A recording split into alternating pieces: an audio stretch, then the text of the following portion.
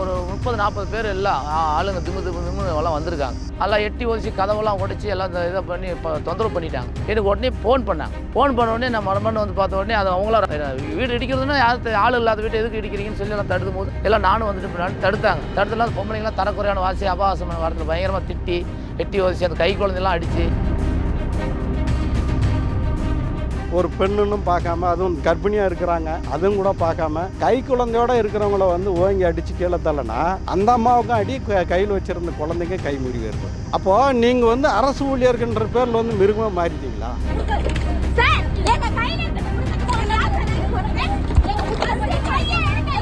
அதில் மெயின் வந்து அந்த ஆலயமணின்னு சொல்லிட்டு ஒரு ஸ்பெஷல் ரேஞ்சர், அதில் வந்து அந்த கணேசன் ஒரு ஃபாரஸ்ட், அப்புறம் ராமஜெயம், அப்புறம் வந்து பிருத்திவி சக்கரவர்த்தின்னு சொல்லிட்டு அவர் தான் மெயின். அவர் தான் பொம்பளைங்களாம் எட்டி வச்சார். அவர் இது மாதிரி ரொம்ப கொடூரம். எப்படின்னா பாகிஸ்தான் பார்டரில் தான் அந்த மாதிரி ஒரு பிரச்சனை, அந்த மாதிரி ஒரு இன்னும் நான் வேற நாட்டுக்கார மாதிரி அந்த அளவுக்கு வன்மையாக வந்து தாக்குறாங்க.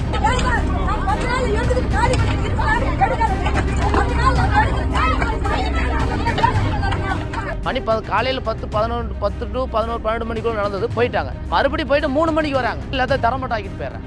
எல்லாமே போயிடுச்சு. அதில் வந்து ஒரு 7300 காசு வச்சிருக்கோம். ஏன்னா அர்ஜென்ட்டுக்கு எடுத்துகிட்டு போக முடியல. 2 பவுன் சைன் இருந்துச்சு. இதெல்லாம் நான் பெட்டிஷனில் மென்ஷன் பண்ணி கொடுத்தேன். இன்ன வரைக்குமே அந்த அதிகாரி நடவடிக்கை எடுக்கல. சும்மா சாதாரணமாக குடிசை அமைச்சு வாழ்ந்துட்டு இருக்கிற மக்களை வந்து 40 பேர் 50 பேர் வந்து திரண்டு வந்து அடித்து உடச்சி வீடெல்லாம் இடிச்சிட்டு தரமட்டமாக்கிட்டு போகிறீங்க. இவங்கிட்ட காட்டுற வீரத்தை அப்படியே ஜக்கி வாசுதேவங்கிட்ட போய் 1000 ஏக்கரை அழிச்சு வந்து யானை வழித்தடத்தை வந்து இது பண்ணியிருக்கிறான். இன்னைக்கு வரைக்கும் அதுக்கு மேலே நடவடிக்கை இல்லை. இதே வீரப்பா வந்து இங்கே 50 பேர் வந்த மாதிரி அங்கே ஒரு 5000 பேரை திரட்டிட்டு போய் அவங்ககிட்ட நில்லுங்க, ஜக்கு வாசுதேவங்கிட்ட வெளியே போன்னு சொல்லிப்பாரு. அடுத்து நீ என்ன நடக்கிறாங்கன்னு பார்த்துக்க. நீயே இருக்க மாட்டேன், உன் அரசாங்கமும் இருக்காது. இப்போ கூட பார்த்தீங்கன்னா தருமபுரி மாவட்டத்தில் குறிப்பாக வந்து காடுகள் சுற்றி வட்டார காடுகளில் வந்து ஆடு மேய்க்கக்கூடாது, மாடு மேய்க்கக்கூடாது அப்படின்னு சொல்லி 500 பட்டி மாடுகளை வந்து வெளியேற்றிருக்கிறாங்க வனத்துறை அதிகாரிகள். இப்போ காடை நம்பி தான் வாழ்கிறாங்க மக்கள். அப்போ காடில் இருக்கிற மாடுகளை வந்து மேய்க்கக்கூடாதுன்னு சொல்லி எல்லாத்தையும் வெளியேற்றிட்டு வராங்க. இப்போ ஆடு மாடு மேய்ச்சியா காடு அழிஞ்சிடும்னு சொல்லி பேசுகிறாங்க. ஆடு மாடு மேய்ச்சி இது வெளியே எந்த காடை தான் அழிஞ்சிருக்குதா? இந்த காடை வந்து குறிப்பிட்ட 20 கிலோமீட்டருக்கு வந்து அதானிக்கு வந்து கொடுக்க போகிறாங்க. அதானி வந்து இங்கே சரணாலயம் அமைக்க போகிறான். அவனுக்கு வந்து டிஸ்டர்பாக இருக்குது. உள்ளே வந்து விலங்குகளை அனைத்து விலங்குகளும் கொண்டு வந்து இங்கே விட போகிறான். டூரிஸ்ட்டுங்களை கவர் பண்ணி வந்து பார்க்க வைக்கிறதுக்காக டிக்கெட் போட்டு அவன் வருவாயை ஏற்றுறதுக்காக மேலும் அவனுடைய சொத்தை வந்து அதிகரிச்சிக்கிறதுக்காக இங்கே சரணாலயம் அமைக்க போகிறான். இது கவர்மெண்ட் எல்லா வசதியும் அவனுக்கு செஞ்சு கொடுக்க போகுது. அதனால் உள்ளே இருக்கிற மக்கள் அவனுக்கு டிஸ்டர்பாக இருக்கிறாங்க.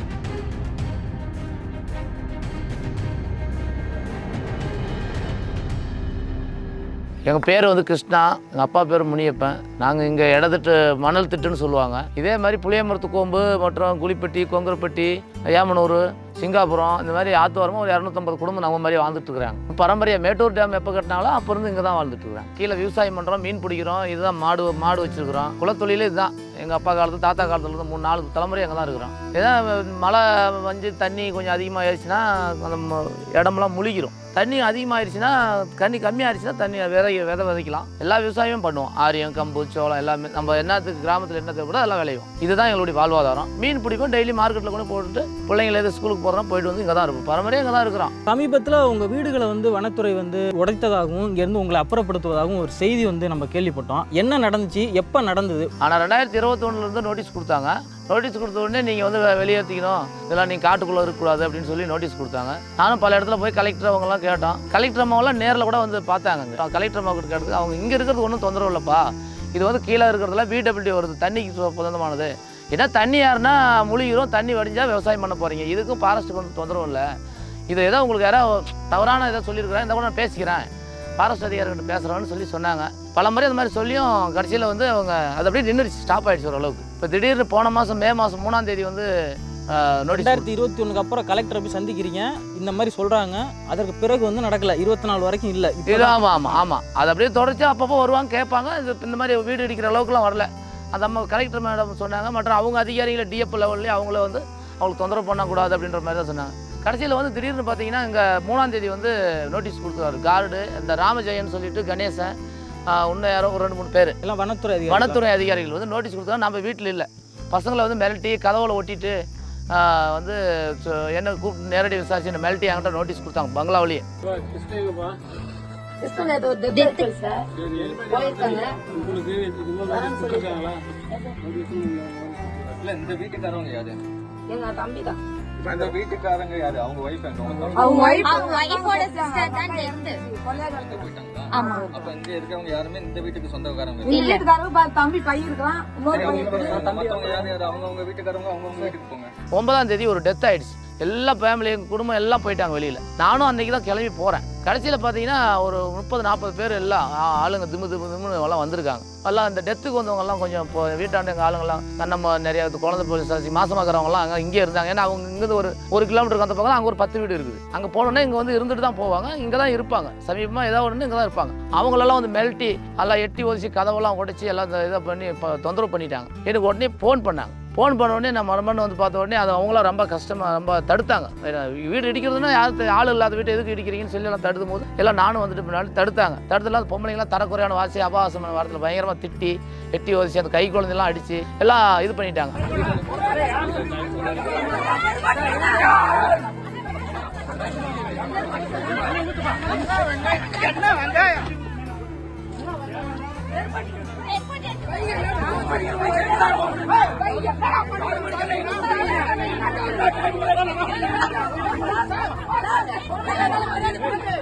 இந்த இடத்துல வந்து ஒரு 5 குடும்பம் இருக்குது. அதே போல் இன்னும் பல்வேறு இடங்களில் வந்து 30 குடும்பம், 40 குடும்பம், 10 குடும்பம், 50 குடும்பம் வரைக்கும் தனித்தனியாக இருக்கிறாங்க இந்த காட்டுக்குள்ளே.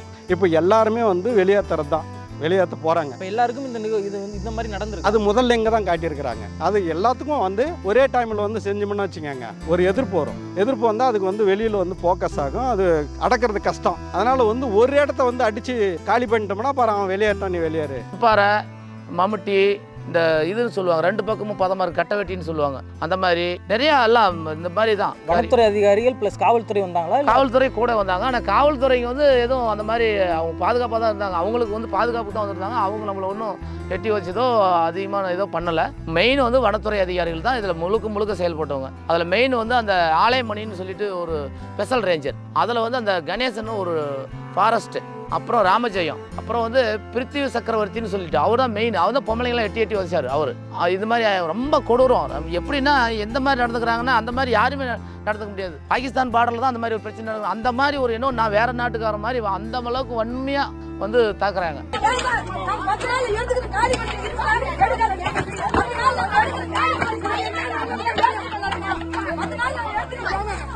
ஒரு கர்ப்பிணி பெண்ணுங்க, அது ஒரு கை குழந்தைய வந்து வச்சுக்கிட்டு வந்து ஏங்க எங்கள் வீட்டை இடிக்கிறீங்க, எது வந்தாலும் வந்து எங்கள் ஆம்பளைங்க வரட்டும் வந்து பேசிக்கலாம்னு சொல்லி தடுக்கிறாங்க. யாருனாலும் வீட்டை இடித்தா தடுக்க தானே செய்வாங்க. அதுக்கு வந்து பொறுப்பாக நீ வந்து அரசாங்க ரூல்ஸை கூட சொல்லியிருக்கலாம், அல்லது வந்து நீ சட்டப்படி இங்கே தங்கக்கூடாதுன்னு பொறுப்பாக கூட வந்து இது பண்ணிக்கலாம். ஒரு பெண்ணுன்னு பார்க்காம, அதுவும் கர்ப்பிணியாக இருக்கிறாங்க அதுவும் கூட பார்க்காம கை குழந்தையோட இருக்கிறவங்கள வந்து ஓங்கி அடித்து கீழே தள்ளனா அந்த அம்மாவுக்கும் அடி, கையில் வச்சுருந்த குழந்தைங்க கை முறிவு ஏற்பட்டு. அப்போது நீங்கள் வந்து அரசு ஊழியர்கின்ற பேரில் வந்து மிருகமாக மாறிட்டீங்களா?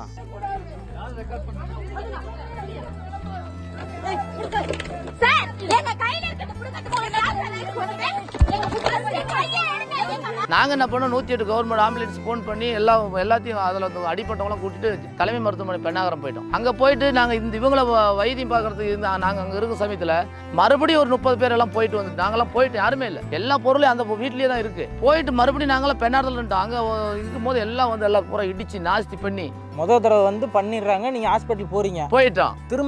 திருப்பி நாங்கெல்லாம் போயிட்டாங்கன்னு தெரிஞ்சு மறுபடியும் ஒரு 30 பேர் வராங்க. போயிட்டு வந்தவங்க ரிட்டன் மணி காலையில் 10 to 11 12 மணிக்குள்ள நடந்தது. போயிட்டாங்க. மறுபடியும் போயிட்டு 3 மணிக்கு வராங்க. எல்லாத்தையும் தரமாட்டாக்கிட்டு போயிடுறேன். எல்லாமே போயிடுச்சு. அதில் வந்து ஒரு 7300 ரூபா காசு வச்சிருந்தோம். ஏன்னா அர்ஜென்ட்டுக்கு எடுத்துகிட்டு போக முடியல. 2 பவுன் சைன் இருந்துச்சு. இதெல்லாம் நான் பெட்டிஷனில் மென்ஷன் பண்ணி கொடுத்தேன். இன்ன வரைக்குமே அந்த அதிகாரி நடவடிக்கை எடுக்கல. எஃப்ஐஆர் போடப்பட்டு எஃப்ஐஆர் போடல. சிஎஸ்ஆர் மட்டும் கொடுத்துருக்காங்க. அந்த அட்மிட் ஆனவங்க பொண்ணுகள் 3 பேர், அவங்களுக்கு சிஎஸ்ஆர் கொடுக்கல. எனக்கு மட்டும் தான் கொடுத்துருக்கேன். அப்போ கொடுத்த பெட்டிஷனுக்கு மட்டும்.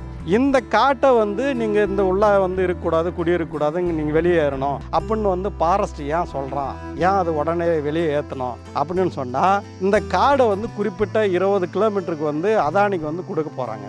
அதானி வந்து இங்கே சரணாலயம் அமைக்க போகிறான். அவனுக்கு வந்து டிஸ்டர்பாக இருக்குது. உள்ளே வந்து விலங்குகளை அனைத்து விலங்குகளும் கொண்டு வந்து இங்கே விட போகிறான். டூரிஸ்ட்டுங்களை கவர் பண்ணி வந்து பார்க்க வைக்கிறதுக்காக டிக்கெட் போட்டு அவன் வருவாயை ஏற்றுறதுக்காக மேலும் அவனுடைய சொத்தை வந்து அதிகரிச்சிக்கிறதுக்காக இங்கே சரணாலயம் அமைக்க போகிறான். இது கவர்மெண்ட் எல்லா வசதியும் அவனுக்கு செஞ்சு கொடுக்க போகுது. அதனால் உள்ளே இருக்கிற மக்கள் அவனுக்கு டிஸ்டர்பாக இருக்கிறாங்க. இப்போ எப்படி எங்கே வசிக்கிறீங்க? அந்த வீட்டை இடிச்சிட்டாங்க, இப்போ எப்படி இருக்கு? அதே இடத்துல தான் இருக்கிறோம், பக்கத்தில் தார்பாய் கேட்டால் அங்கே தான் இருக்கிறோம். வேறு வழியில் நாங்கள் அங்கே தான் இருப்போம், வேறு வழியில் அதே வீட்டில் தான் அங்கே பக்கத்துலேயே வந்து ஒரு தார்பா மாதிரி கட்டிட்டு அங்கே தான் இருக்கிறோம். வனவிலங்குகள் போகிறப்ப வழியில் வீடுகள் இருக்குது, இங்கே ஆக்கிரமிச்சிருக்காங்க அப்படிங்கிற குற்றச்சாட்டின் அடிப்படையில் தானே அது செய்யப்படுது. நீங்கள் வந்து இப்படி ஒரு இதை சொல்கிறீங்க, அதானிக்காகத்தான் இது நடக்குதுங்கிறீங்க. சரி, அதான் வந்து இப்போ 4 தலைமுறையாக இருக்கிறாங்கல்ல, அந்த 4 தலைமுறையில் பக்கத்தில் தான் போலீஸ் ஸ்டேஷன் இருக்குது. இவன் வந்து ஒரு முயலை வேட்டையாடினா, அல்லது வந்து ஒரு மானை வந்து கல்லில் அடித்தான், அல்லது யானையை வந்து வழி தடுத்து வந்து துரத்தி விட்டான் அப்படின்னு ஒரு சின்ன வந்து பெட்டிக்காசாக அது போட்டு வச்சுருக்கணுங்க.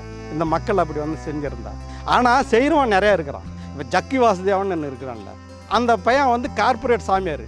இங்கே வந்து சும்மா சாதாரணமாக குடிசை அமைச்சு வாழ்ந்துட்டு இருக்கிற மக்களை வந்து 40 பேர் 50 பேர் வந்து திரண்டு வந்து அடித்து உடச்சி வீடெல்லாம் இடிச்சிட்டு தரமட்டமாக்கிட்டு போகிறீங்க. இவங்கிட்ட காட்டுற வீரத்தை அப்படியே ஜக்கி வாசுதேவங்கிட்ட போய் 1000 ஏக்கரை அழித்து வந்து யானை வழித்தடத்தை வந்து இது பண்ணியிருக்கிறான். அதனால் பார்த்தீங்கன்னா கோயம்புத்தூர் முழுக்க யானைங்க, சிறுத்தைங்க, புலிங்க எல்லாமே வந்து ஊர்வலம் வருது ஊருக்குள்ளே. டெய்லியும் வந்து தொலைக்காட்சியில் நீங்கள் பார்த்துருப்பீங்க. இன்றைக்கி வரைக்கும் அதுக்கு மேலே நடவடிக்கை இல்லை. இதே வீரப்பா வந்து இங்கே 50 பேர் வந்த மாதிரி அங்கே ஒரு 5000 பேரை திரட்டிட்டு போய் அவங்ககிட்ட நில்லுங்க, ஜக்கு வாசுதேவங்கிட்ட வெளியே போன்னு சொல்லிப்பார். அடுத்து நீ என்ன நடக்கிறாங்கன்னு பார்த்துக்க. நீயே இருக்க மாட்டேன், உன் அரசாங்கமும் இருக்காது. மக்களால் தான் காடு அழிக்கப்படுது அப்படின்னு சொல்கிறது வந்து அப்பாட்டமான ஒரு பொய்யுங்க. எங்கள் பெண்ணாகரம் ஏரி ஒரு ஒட்டி வந்து பார்த்தீங்கன்னா 3 மலைகள் வந்து காணாமல் போயிருக்குது. அங்கே என்னென்னா குறிப்பாக வந்து அந்த மலைகளை வெட்டி கருப்பு கல் வந்து ஏற்றுமதி பண்ணுறாங்க. ஐரோப்பியா, அமெரிக்கா, வெளிநாடுகளுக்கு வந்து ஏற்றுமதி பண்ணுறாங்க. அப்போ மக்களால் தான் காடு அழிதுன்னு சொல்கிறது வந்து தப்புங்க. இப்படி வந்து முதலாளிகளுக்காக இந்த அரசு வந்து திட்டமிட்டு மலைகளை வந்து உடைக்கப்படுதுன்றது தான் யதார்த்தமான நிலைமையாக இருக்குது. இப்போ ஆயிரக்கணக்கான மலைகளே காணாமல் போயிடுச்சு. எல்லாம் கிரானைட்ன்ற பேரில் யார் உழைக்கிறவன் வந்து டைலர்ஸ் போட்டுக்கிறானா? உழைக்கிறவனுக்கு அந்த மலை தேவைப்படுதா? எல்லாம் உங்களுக்கு தான். ஆயிரக்கணக்கான மலைகளை காட்டில் இருக்கிறது எப்படி காணாமல் போச்சு? இடித்து எடுத்துகிட்டு போனீங்க. நீங்கள் வந்து புது இப்போ பில்டிங்கை கட்டிக்கிட்டு நல்லா சொகுசாக வாழ்கிறதுக்கு வந்து உங்களுக்கு பயன்படுது. அதனால் அது உங்களுக்கு தேவை. அப்படியேப்பட்ட ஆளுங்களெல்லாம் உங்களால் ஒன்றும் பண்ண முடியாது. ஜக்கி வாசுதேவனை ஒரே ஒரு கேள்வி கேட்டு நீ வெளியே இருப்பான்னு ஒரு நோட்டீஸ் கொடுத்துட்டு பார்ப்போம். தனியார் மயம், தாளார் மயம், உலக மயம் என்ற கொள்கை அடிப்படையில் முதலாளிகளுக்காக காடுகளை வந்து ஒப்பந்தம் போட்டு சரணாலயங்களை அமைக்கிறதுக்கான வேலைகளை வந்து அது மெல்ல மெல்ல வந்து கொண்டு போகிறாங்க. இப்போ கூட பார்த்தீங்கன்னா தருமபுரி மாவட்டத்தில் குறிப்பாக வந்து காடுகள், சுற்றி வட்டார காடுகளில் வந்து ஆடு மேய்க்கக்கூடாது, மாடு மேய்க்கக்கூடாது அப்படின்னு சொல்லி 500 பட்டி மாடுகளை வந்து வெளியேற்றிருக்கிறாங்க வனத்துறை அதிகாரிகள். அப்போ காடை நம்பி தான் வாழ்கிறாங்க மக்கள். அப்போ காடில் இருக்கிற மாடுகளை வந்து மேய்க்கக்கூடாதுன்னு சொல்லி எல்லாத்தையும் வெளியேற்றிட்டு வராங்க. இப்போ கடந்த ஒரு வாரத்தில் செய்தி தினகரன் பேப்பரில் ஆடு மாடு மேய்ச்சியா காடு அழிஞ்சிடும்னு சொல்லி பேசுகிறாங்க. ஆடு மாடு மேய்ச்சி இது எந்த காடை தான் அழிச்சிருக்குதா? தினம் வந்து மிரட்டுறதை வந்து நிப்பாட்டிக்காங்க. டெய்லியும் வந்து ஃபாரஸ்ட் துறையிலேருந்து வர்றது உங்களை வந்து இனிமேல்ட்டு வந்து கட்டாயமாக காலி பண்ணிடுவோம். அதுக்கு மேலே வந்து பல விளக்கை வந்து எப்படி போடுறதுன்னு எங்களுக்கு தெரியும். அந்த விளக்கை வந்து போட்டு கண்டிப்பாக வந்து காலி பண்ணிடுவோம், இடத்துல நீங்கள் இருக்க முடியாது அப்படின்னு சொல்லி படிக்கிற மாணவர்கள்கிட்ட வந்து சொல்லிட்டு போகிறாங்க. அதை நம்மக்கிட்ட சொல்கிறாங்க. தயவு செஞ்சு அந்த மாதிரியான வேலைகளை வந்து அச்சுறுத்துறதை வந்து நிறுத்திக்காங்க. பொய் வழக்கு போடுறதோ அல்லது வந்து மிரட்டி வந்து மன உளைச்சல் ஆக்குறதோ அல்லது வந்து பெண்களை வந்து பயமுறுத்துறதோ இதெல்லாம் வேண்டாங்க. அரசு ஊழியர்கள் நீங்கள் அந்த அளவுக்கு வந்து ஒரு கண்ணியமாக நடந்துக்காங்க. நாங்கள் எங்கள் அப்பாவெல்லாம் படிக்கல, நாங்களும் படிக்கல, பிள்ளைங்க படிக்கிட்டோம். இங்கே நாங்கள் மீன் பிடிச்சி தான் அவங்களாம் நல்ல படிக்கிறோம். இதை நாங்கள் இன்றைக்கெல்லாம் பெங்களூர் அங்கே வந்து வேலைக்கு போய் நாங்கள் தெரியாத தொழிலாம் செய்ய முடியாது. இங்கே நாங்கள் போனால் டெய்லி இப்போ நைட்டு 10 மணிக்கு மீனுக்கு போவோம், நைட் 2 மணிக்கு மீனுக்கு போவோம். என்னை கொண்டு போய் நீங்கள் அவங்க என்ன சொல்கிறாங்கன்னா பெண்ணாகரம் பக்கம் இடம் தரேன்னு சொன்னால் நான் 12 மணிக்கு அங்கேருந்து வந்து மீன் பிடிக்க முடியாது. இதுலேருந்து நாங்கள் இங்கேருந்து காலி பண்ணிட்டு போக மாட்டோம். அவங்க என்ன பண்ணாலும் இங்கேருந்து நாங்கள் போகிறதுக்குள்ள வழி எல்லாம் போயிட்டு எங்களுக்கு சார் போடுவாங்க. எந்த அரசாங்கம் எங்களுக்கு எதுவும் பண்ணாது. இதான் உண்மை. அதனால் நாங்கள் இங்கே தான் இருப்போம். ஏதாவது அரசாங்கம் நினச்சி எங்களுக்கு இதே இடத்த உறுதியாக பண்ணி கொடுக்கணும். உங்ககிட்ட வந்து ஒரு 10 ஏக்கர் நிலத்தை கொடுங்க அல்லது இந்த இடத்துல எனக்கு வீடை கட்டி கொடுங்க அப்படின்னு அவங்க கேட்க வரலையே. நாங்கள் வாழ்கிற இடம் இது. அவங்க முப்பாட்டம் அங்கே வாழ்ந்தாப்புல, அவங்க பாட்டம் அங்கே வாழ்ந்தா, அவங்க அப்பா வாழ்ந்தாப்புல, அடுத்து இவங்க வாழ்கிறாங்க, அவங்க பிள்ளைங்க வாழ்கிறாங்க. அந்த இடத்த வந்து உத்தரவாதப்படுத்துறதுக்கு ஒன்றுங்க என்ன பிரச்சனை?